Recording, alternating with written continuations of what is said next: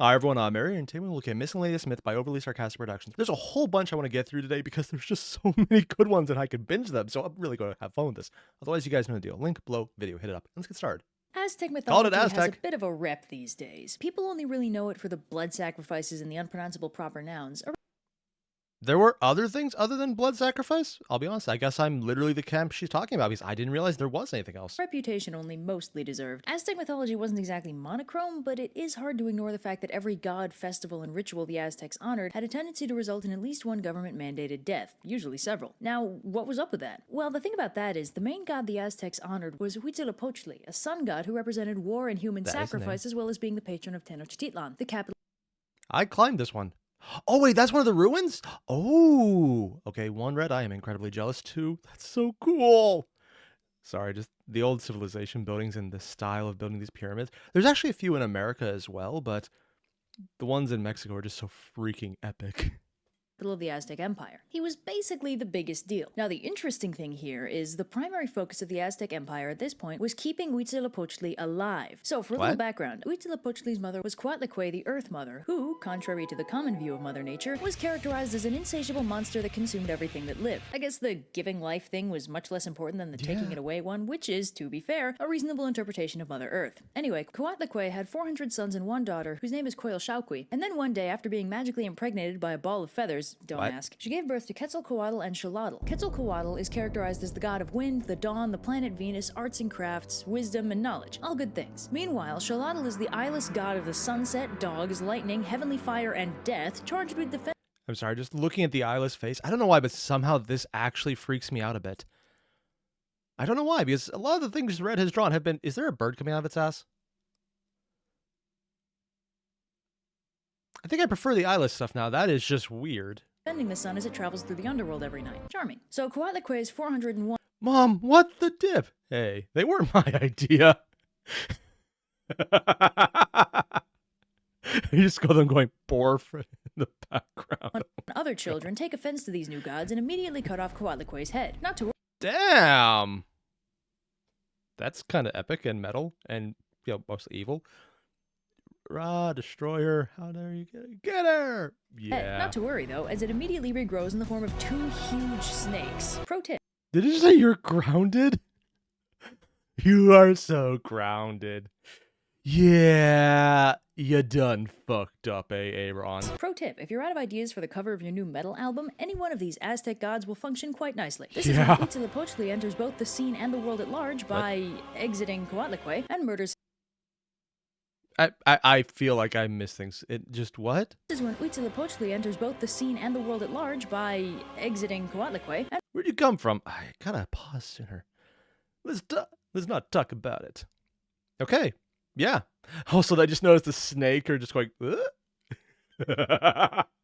And murders his sister, whose severed head becomes the moon. He also kills several of his less important brothers. However, this didn't actually finish the fight, since his murdered siblings now just want him dead more. So the son Huitzilopochtli keep up his strength, you might ask? Blood. And lots of it. And that's the core of Aztec mythology, folks. Their paragon sun god is fueled by blood sacrifices to keep the night sky from eating the earth. But don't worry, there is a ray of sunshine in all this. If you're an Aztec... Really? Really? You just dropped... It's a ray of sunshine! About the sun god who gets blood sacrifices? I don't even... I'm not even sure that was an intentional pun, but it just... Wow. The fact that it's unintentional makes it better. Aztec warrior and you end up dead, you get to turn into a hummingbird. Oh, that's cute. Who's a cute little guy? For the blood god. Sunshine. Next up, we have Theseus and... I'm not even going to try and say that. Yeah. Also, that little mention at the end, blood for the blood god, coming from the hummingbird. Has Red ever done a 40k video? Because, frankly, I just like people doing random takes on that I haven't ever seen before, and if she happened to animate something, that would be funny as hell to me. Hades has really gotten a bad rep over the years. Oh, is People Hades? hear King of the Underworld and suddenly all they can see is Satan. The thing is, mythological Hades never did anything to deserve his bad rep. Yeah, he's like the one good Persephone, Greek god. But this was a time when kidnapping your future wife wasn't as frowned upon as it is today. Not to mention the entire thing where he actually let her leave and, you know, put her rules like, hey, it's the underworld. Don't eat this shit. Don't do certain things. She did certain things. And, you know, she still got to leave after that. As far as Greek mythology goes, he's literally the bleeding heart. It's like the opposite of Zeus. Oh, yeah, Zeus up high. He's not... Okay, never mind. Makes sense. Also, the entire mythology of how, you're all going to deal with Hades when you die. You might want him to be the only nice one.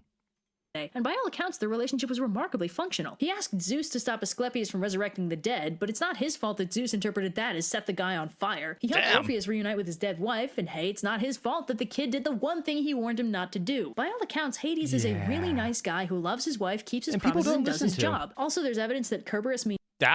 Proto-Indo-European word for spotted? Really? Spotted? Oh god, Cerberus was named Spot. Spotted, so this enormous dork also named his three-headed hellhound Spot. You gotta love this guy. In his entire run as Lord of the Underworld, Hades has only messed up 2 people, and believe me, they deserve it. What? These are their stories. Oh!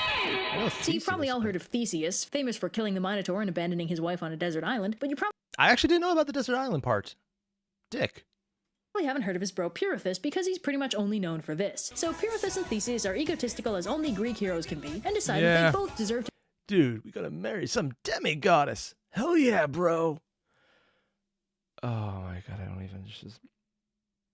Am I the only one who hears it in their head as a surfer accent? It's like, dude, we're gonna marry a demigoddess. Radical. Even just saying that pains me. To marry a daughter of Zeus. Theseus settles on Helen of Troy, who is only 12 at this point, and they run off and kidnap her. Now, They got away with kidnapping her? I mean, she's 12 and a lot of the bullshit came later, but I'm surprised he survived this. Okay, bro, she's 12. What are we doing? Also, Helen just sticking her tongue out. That's actually amazing. What did it say in the middle time, though? Zeus. Theseus settled... Isn't she a little young for you, bro? You gotta think long term. Yeah, like having multiple wars fought over who gets to murder you first for taking her. Oh wait, that came later. On Helen of Troy, who is only 12 at Besides, this might be an old picture. Oh yeah, bro. She's still sticking the tongue out in this one too. this point, and they run off and kidnap her. Now, of course, She's moving a lot faster. This is one of Red's older ones because there's less time to really take in what's being said. I wonder if this will become a trend. Only a few times. And then it kind of just stays that way. Kidnap her. Now, of course, it wouldn't be appropriate for Theseus to get with a 12-year-old, so the flawless plan is to keep her until she reaches legal banging age. I cannot believe how much crap Helen gets put through. Can you believe people still blame her for the Trojan War? Anyway. No, honestly, the more I'm thinking about it, it's a giant pile of how did it not come out worse, because everyone's an asshole at this time. So who you think? One of the Graces? You think too small. As disgusting as that was, Pirithous has an even better idea. What? He wants to marry Persephone. Did I say... I shall accept only the queen of the underworld herself. Wow. I don't know which is funnier. Theseus at this point just going, really, dude? Or Helen going, you dead sass motherfucker. Honestly, sassy Helen is probably one of the favorite things I've seen from Red, short of just anything with Wukong himself. I say better, I meant mind-bogglingly stupid. But amazingly, Theseus goes along with this plan. Take notes, everybody. Oh, Friends don't let friends kidnap goddesses. So the bros scoot down into the underworld, where they encounter a slightly livid Hades, who, like any good host, offers them seats at his dinner table. They cheerfully sit down, may as well... Dude, we are so slick. He suspects nothing. Yeah. I believe that. We'll get to know your future husband-in-law before kidnapping and marrying his wife, whereupon snakes are up from the ground and fuse them to their chairs. Hades sicks the Furies on them and calls it a night. Theseus, you are supposed to be smarter than this. Let that be... Maybe that's how it happened. Or is this well after his first son died? I'm assuming he was younger, but no, it's actually... He doesn't have a kid in this one. He could be older. Yeah, people don't usually survive the fears. A lesson, folks. Don't try and kidnap the queen of the underworld. What was that noise? Nothing! And she's just petting Cerberus. Oh, sorry. She's petting Spot. When her mild-mannered husband is within earshot. Or maybe, just to be safe, don't mess with Hades. Period. See, I'd go with the snakes too, but I wouldn't use them as literally as that. So I did check the video and saw that Hercules rescued Theseus, but the other one's like, nah, you stick around, because Hades specifically asked Hercules to do it. Also, just random aside, a god just flat out asking Hercules not to do something instead of being like, I will curse you to insanity to murder your children to get what I want. You know, the Hera option. Oh, I am so looking forward to when I eventually get to Red covering Hera, because that one is probably going to be as fun as when she covers Zeus. I haven't seen that either, so I'm hoping... She did do them, right? I'm not pining for something like another episode of the Journey to the West, which isn't out yet, am I? I'm going to not look it up in case that answer is not something I like. Moving on, we got Endymion, which... I'm going to be completely upfront here. I only know it because it's a name used in Sailor Moon. I got nothing else. I'll take my geek card and go burn it. Thank you. Moving on. So here's something fun about Greek mythology. Everyone knows Blue and I like to rag on the Romans for mashing their gods up with everyone else's, but to be totally fair to them, it's not like they were the only ones. I mean, the Greeks did it to themselves on multiple occasions. I think the one everybody knows about, or maybe don't know they know, is how Artemis got mashed together with the goddess Selene, the original Greek moon goddess. Now, her brother Apollo also got mashed together with Helios, titan of the sun, but in his case, the transition was smoother because most of Helios's myths could easily be ascribed to Apollo. I mean, Apollo's primary defining trait was that he liked music and pretty girls, not exactly the most restrictive. It's a good thing they don't have anyone who's got a habit of that. Although I think there's a little less because people liked Apollo back as opposed to Zeus, who's like, ha ha ha, you're pregnant now. Characterization. Helios's stories have all but been subsumed into his lore, but Selene and Artemis ran into some characterization issues. See, Artemis's thing is that she didn't like dudes. Like, at all. Now, there's no evidence to suggest that she liked girls either. Sorry, Internet. See, Artemis is actually pretty textbook from a modern-day perspective. She's never expressed an interest in sex and has only romantically loved one person, the hunter Orion. You may know him as that chunky star guy over the northern hemisphere. So, wait.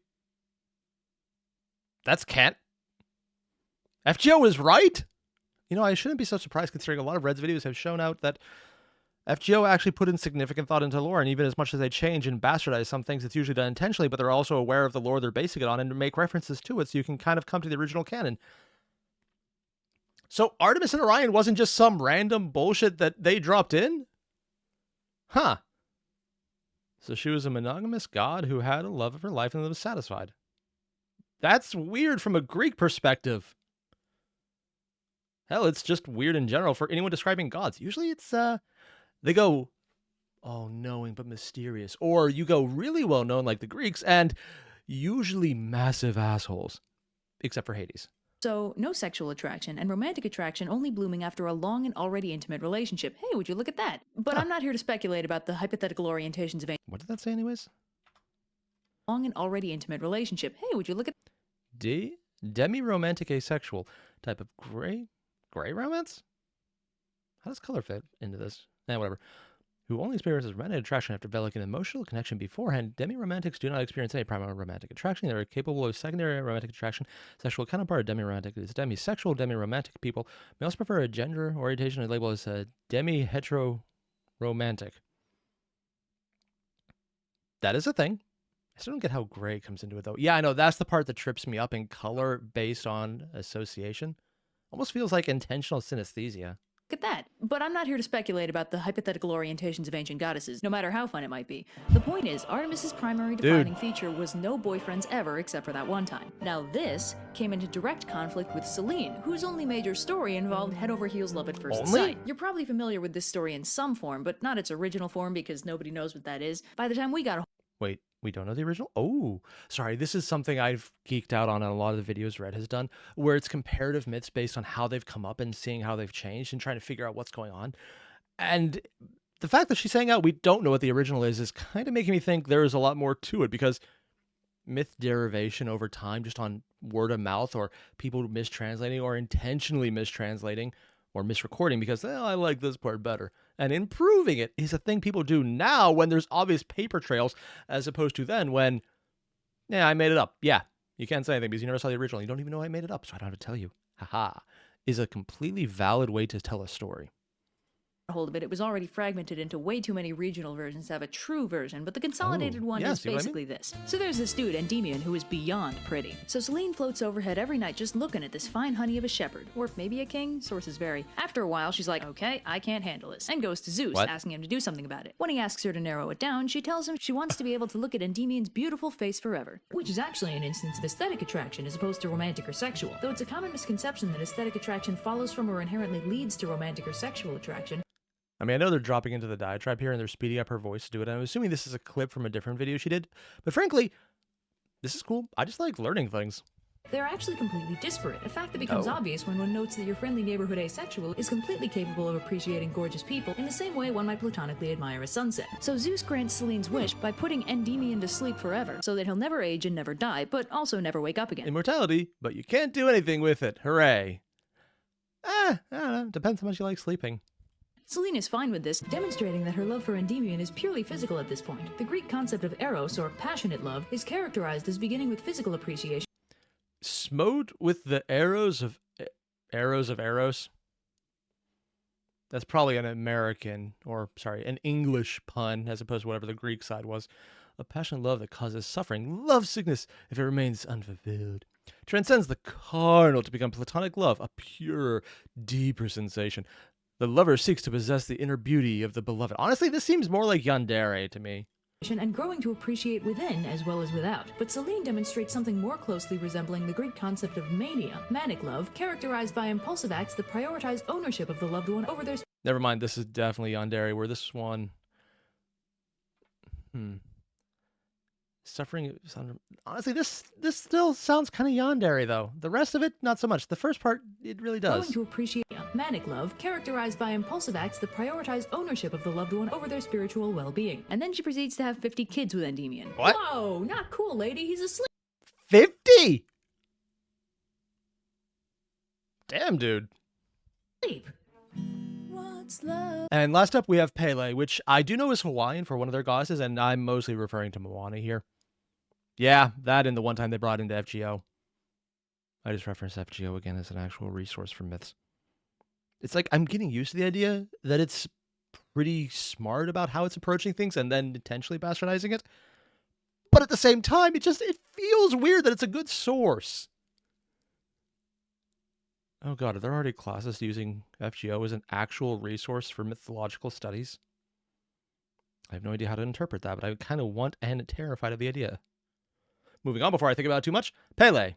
What kind of personality would you assign a volcano goddess? I'd say most of us would agree that Laid back and temperamental volcanic? would be an understatement. While Hawaii would seem to agree, as the Kupua Pele, creator of the islands, as well as the goddess of fire, lightning, wind, and other such consequences of volcanoes, is something of a hothead, let's say. Real quick, Kupua is a word that's not really god and not really spirit. Oh. Disney translated it as demigod, which has incorrect implications, as it doesn't mean they're half god, Disney half something translated else. it. Kupua are more like people plus plus. Not full-on gods, but not really human either. So for context, almost everyone involved in these stories is a Kupua. So, Pele. She's got a... So they're all pseudo, like enhanced humans who just had extra power? Honestly, it sounds like they're going to describe what we now would consider almost a superhero. Or like a mutant if you go Marvel. Huh. fair share of myths, which isn't too surprising given her importance to the mythos as a whole. One of her earliest stories explains how she came to Hawaii. See, before Pele, there was this other volcano god thing named Ailau, meaning the forest eater, which is a pretty sick name for a fire god, I gotta say. Like, that's some Tolkien stuff right there. So Ailau is not exactly well liked. Even though the lava he spits makes the islands grow, it's not like it's easy to live on an active volcano, and moderation isn't exactly in a volcano's vocabulary. So Ailau lives in a volcanic crater, you know, for thematic appropriateness, specifically the Kilauea. Oh, so it's one of the other different island. Okay, that makes sense. caldera of Kilauea, the most active volcano on the islands. And as Pele's making her trek to Hawaii, she decides to stop by and pay him a visit. She's been having trouble finding a suitably hot place to set up shop, and the biggest caldera on the island seems like a good place to start. But when she gets there, the crater's empty, because Ailau catches wind of the fact that Pele's heading his way and absolutely flips out, abandoning his crater and running away. Pele gives a mighty shrug, digs herself a suitable home in the crater, and sets about making more Hawaii. It's here on Kilauea that one of Pele's more well-known myths happens, where she finds herself locked in heavily symbolic combat with the rain-associated kupua Kamapua'a. See, volcanoes produce some of the world's most fertile soil, but it can only be cultivated with the addition of rain. Symbolically speaking, the volcano and the rain kind of need each other, but they also kind of hate each other. This dichotomy— Wait, what did it say? I saw it put it back. What was the next part? Oh. Ah, no, stop! Because she's lighting on fire and... Oh my god. This dichotomy characterizes most of Pele's interactions with Kamapua'a. So Kamapua'a is a kupua— Love me! Nope. And that's Kamapua'a. And would that be Pele over there? with daddy issues, and despite being very handsome, makes a strong effort not to show it, with scary tattoos and a Try ignoring me now, Dad! Oh my god. face full of stubble. He tries ineffectually to seduce Pele, and when she refuses, they decide to duke it out. Kupua You think we could take this outside? We are outside. Kupua. However, after they come to the conclusion that they could totally kill each other, they decide to totally make out instead. Ah, a tale as old as Did they just go full hate sex? Sure, why not? time. So they split the island down the middle, each ruling half of it, which corresponds to the fact that the northeastern half of the island gets more rain than More motion air, gains altitude, temperature decreases, precipitation. Dry air comes down from the mountain. Oh. the southwestern half. Kamapuaa, having known true love and overcome his daddy issues for the first time, briefly turns back into a hot guy, which freaks out Pele, so she runs off and throws a bunch of lava at him.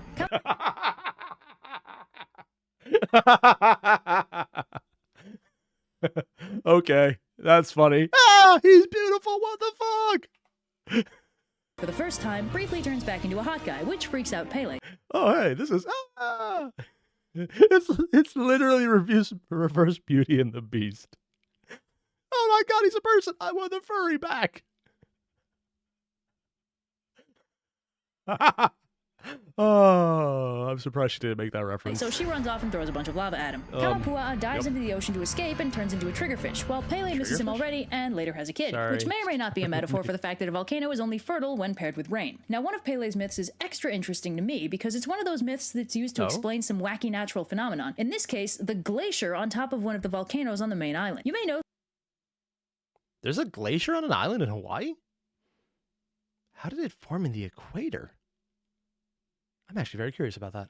this is something of an elemental contradiction, but don't worry, the mythos has you covered. So Mauna Kea, the volcano in question, has 4 resident kupuas. Poliahu, the kupua of the snow, Lilinoe, kupua of the mist, Waiau, kupua of the underground reservoir, and Kaho'opo'okane, the kupua of the springs in Hawaii. And I really hope I pronounced that name right. So these 4 lovely ladies are partying it up with a little something called halua sledding, more commonly known as Hawaiian lava sledding. Don't worry, I swear it's safer than it sounds. Lava sledding.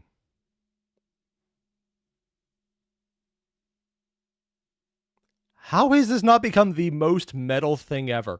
I don't even care if it is safer, like she said. Just that name alone. Hey, so what do you do? I lava sled. That is one of the most big brags you can think of. It's like, what do you do? I extreme sport. What extreme sport? I sled on lava. You say it more often, it still sounds badass. It doesn't matter if it actually isn't. It sounds so freaking epic. Sounds. So they're zipping along, sliding down the slide, flying into the water, then coming back up to do it all over again. They're having a party, and suddenly a beautiful stranger appears, calling herself Keahilele, which translates to flying fire, but I'm sure there's nothing to worry about. Keahilele says she's from the southern island and wants to join the sled party, but she... Yeah, I'm sure this is gonna go fine. Although, wouldn't that in a practical term just be a volcanic ash cloud? Oh. Forgot her halua at home, so can she maybe borrow one of theirs? Keahilele turns out to be an expert sledder, and Poliahu gets super into it as a competition. They pick a couple judges from the local farmers and set about seeing who can sled down the volcano the fastest. Poliahu zips down as though the slope were made of ice, but Keahilele gets down there so fast her sled is trailing sparks. Or maybe that's just the respective elemental flashiness. Either way, the judges hem and haw for a bit before declaring Poliahu the faster sledder. This displeases Keahilele, who gets... No. Calm down. It's just a game. Yeah, that you had to win. It's extremely irritable and causes an earthquake. The volcano starts spitting fire, and the 4 local kupua all realize simultaneously that they just called Pele a loser.